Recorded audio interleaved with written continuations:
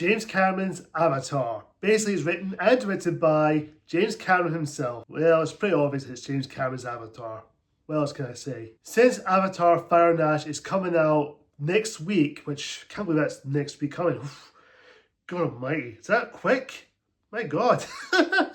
Let's just talk about the first two Avatars. We'll start off with the 2009 film Avatar. Very, very excited and also very optimistic to talk about Avatar because this is something that I've kind of want to talk about for quite some time. So Avatar, this movie was really huge back at the time, back in 2009. And I know many people have very different opinions. A lot of people do seem to like this movie. Many consider it as a favourite or one of the best films that James Cameron ever made. Some people liked it, but they don't call it their favourite. Others, well, some say it's overrated or saying it's Pocahontas or Dance with the Wolves rip-off or something, which I'll cover that soon enough. We'll get to that in a wee while. So what's the story about Avatar? What's it all about? Well, let's just jump right to that story. It centers around this Marine farmer named Jake Sully, who's been recruited by the RDA after his brother, who's been mercilessly killed or been shot or been killed or something like that. I can't recall how he died. So basically, he's been replaced to join in this RDA program by the Avatar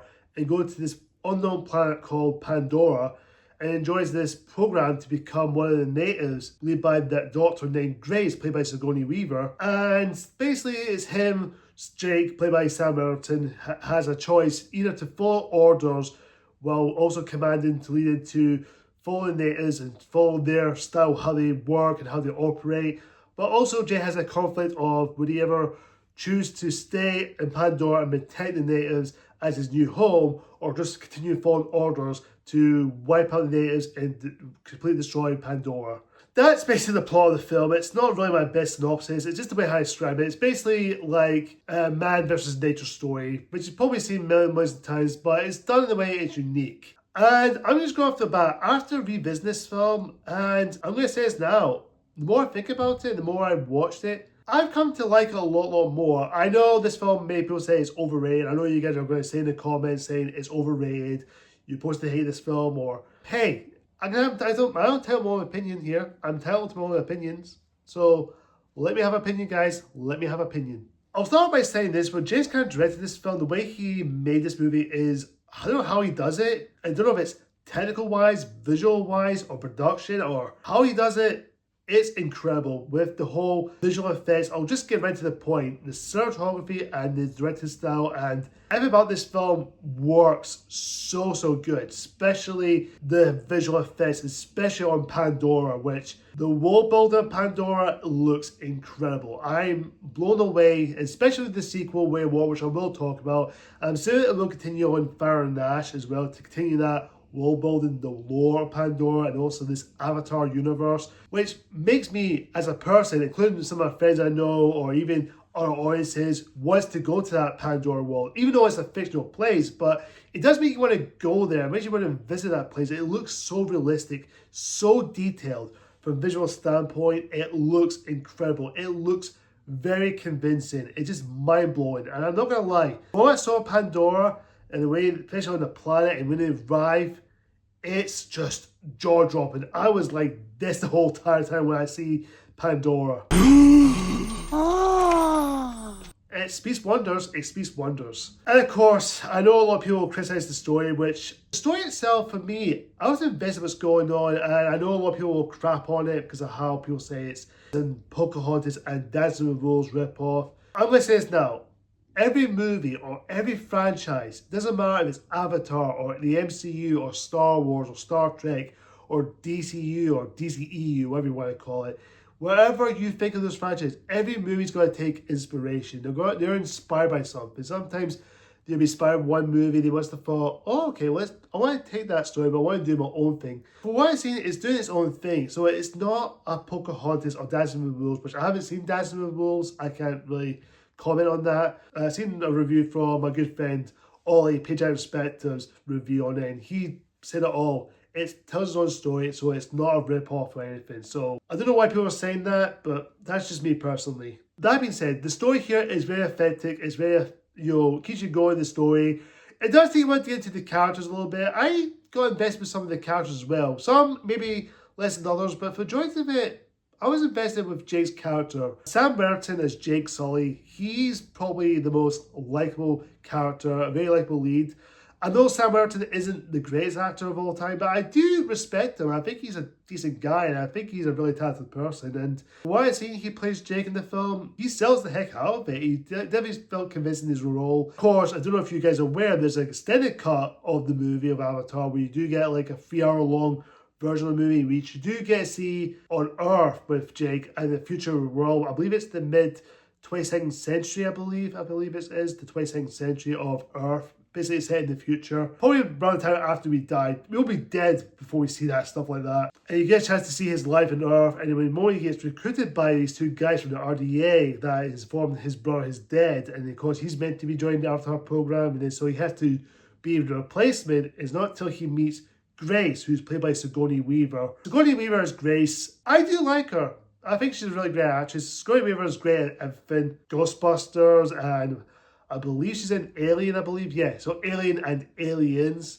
also directed by James Cameron. Well, the first one is directed by Ridley Scott, but the sequel is directed by James Cameron himself. And I do really like her character. She definitely feels like a mother towards Jake, because at first he's very addicted to him, but then he's come to appreciate him a little bit more when he joins the Avatar program, especially by Nora, played by an actor. I think I can't remember the actor's name. I'll probably leave it there just to remind myself. Who's basically from Dodgeball, the Dodgeball movie came out in 2004. And it's nice to see him playing a really role that he's very comfortable with. He's not playing like a funny guy in that film from Dodgeball, but he plays like a scientist, also being part of the Avatar program. He's also an ally, so Grace and Norm are the allies to Jake, because trying to help the natives as well, which is definitely adds him something there to work with. And of course, we do see Jake gets into the Avatar body, and seeing him reacting, especially when he wakes up and he sees he's moving his hands, and also not only that, he's moving his feet and his toes, he's wiggling, and you can tell there's a smile on his face. You can, every detail you see, there's a big smile on his face. You can tell that he's finally learned to walk again, or get a chance to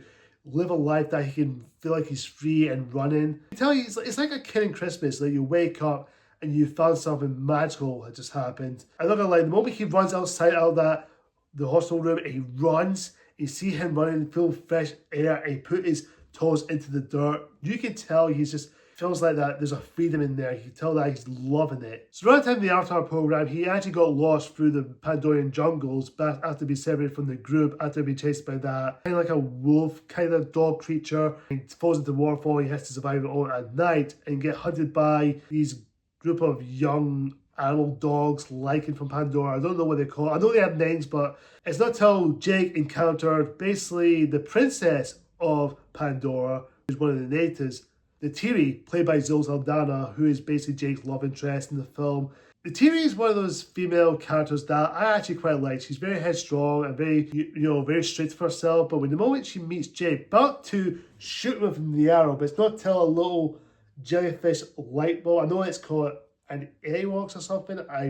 I'm sorry guys, I'm trying to pronounce some of the names. I'm not familiar with the words with Avatar. Forgive me if I sound a little bit pausing or starting a little bit of these words or struggle to say something like that. Please be with me when I'm trying to say some stuff. But you know what I'm talking about. A little light jellyfish liking light on top, and he's kind of like giving a sign or something like that. He says to not to take fire, so he said to stay back from it. And of course, throughout the time, he gets taken into the natives and their home in a big giant tree. And of course, we get a chance to see the whole natives and how they looked at him, and they called him a dreamwalker, as it's called, because since he's in the Avatar body. And of course, Jake is saying, I'm not here to harm you, I just want to learn from you guys, that was all. Even though Jake was kind of saying he was just following orders, he's not trying to run the time during the runtime when he spends time with the Tiri and the natives, when he starts to learn about their culture, and he starts to fall in love with Pandora. He loves the world, the nature, and everything he learned from them. And of course, he does end up falling in love with the Tiri, which we all know at one point these two are going to fall in love from the very get-go, which is very obvious. You can tell they're going to fall in love, so it's not like, oh, I've seen this before, it's very predictable, I know it's going. But no, I wanted to go that route because I like the idea of it, because I like these two are so interactive with one another. And of course, you do have a little make-out session a little bit, which kind of brought the Tiri's kind of betrothed with this other guy named basically the strongest warrior who's meant to be wed and married and also mate with. Yeah, not a good idea. If you ever go to a native's world, wherever you're going to, if it's somewhere in the world or anything like that, best to not make love with the princess, just in case she has a mating partner. So best not to do that if I were you. So best not to do that, because you'll get in so much trouble. And of course, I will love to see other characters like Trudy, played by Michelle Rodriguez, who is basically Letty, I think it is, from the Fast and the Furious film franchise. And Trudy is a very strong female character, not female strong characters. So there's a lot of strong female characters. Not all of them are just there to say, oh, I'm a woman, I'm better than men. No, it just shows that she's a very likable co-pilot and also a very interesting character, even though she's not in the movie big, but she is a very important character for most of it. She gets killed off at the final act of the movie, and she does show that she is on Jake's side, and of course the Grace and even Norm's side as well. And then you have Stephen Lang as Colonel Quidditch, who is basically the main villain of this film or the film series, because he is coming back in After Fire and Ash, because he came back to life in Way of Water, which I will talk about that soon enough. The movie see Quidditch, he's very much like a colonel or sergeant, or kind of like a joining the Royal Air Force or something like that. When the moment you see him, the way he walks and gives that line delivery, especially the moment you first see him, you're not in Kansas anymore, you're on Pandora. I don't know how he does it, the line delivery he gives. And of course, he is basically the villain, and his motivations are unclear, I would say. Not much to him as a character. Well, even though he does come back, but for majority of it, he's a really fun villain. He's very commanding. He also has some threat towards the natives, and he does have some corny dialogue as well.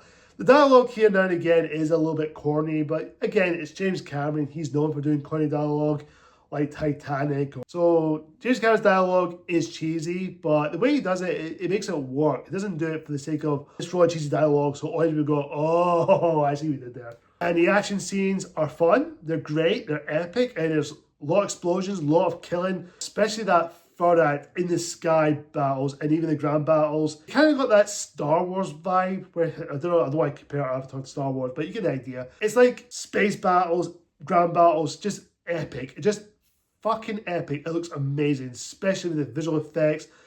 Everything that James Cameron made is fucking top notch. It's brilliant. It's genius. I actually loved it. It's just absolutely amazing. And also, James Horner's score for Avatar is absolutely beautiful. The music, the atmosphere to the score is absolutely really great. And James Horner, wherever you are, well done for your work, and may also rest in. And of course, if there's any negatives, I would say, well, the story is not the best, but it is very, it's very predictable and very where how things going. It is kind of, I can get some of the arguments from that. It's a Pocahontas or Dance with Wolves rip-off, but I don't see that's a problem. I think it's, well, yes, maybe it could have done a little bit different the story, but the majority of it, I appreciated it, and I've come to love what James Cameron has done. I can't really say much about Avatar. I love this film. I think it's much better than most people give it credit for. I can understand some criticism with it. Some I agree, some I don't agree. But for the majority of it, I'm one of those people who actually like Avatar. I think it's much better than you think. I think a lot of people might warm up to it. If people don't like it or don't love it, as many people do, okay, that's fine. I totally understand. My overall verdict on Avatar, I actually love this film. I think it's one of James Cameron's best films he's made. Probably underrated, I would say, for the majority of it. I will watch this film, and I cannot wait to talk about Way of Water next week. Some point this week coming, I will talk about Way of Water, because I've got a lot of things to say about that movie. So Avatar, it's a thumbs up for me. I actually love this film. It's groundbreaking, it's visually stunning, it's heart-pounding, it's driven, it's vibrant, it's just everything above is fucking perfect. I'm going to give Avatar an A. Guys, comment down below and tell me, have you seen Avatar? Do you love it? Do you like it? Do you think it's alright? Do you absolutely hate it? Whatever the case is, comment down below. Civilly, please. Thank you so much for watching, guys. Until next time, see ya.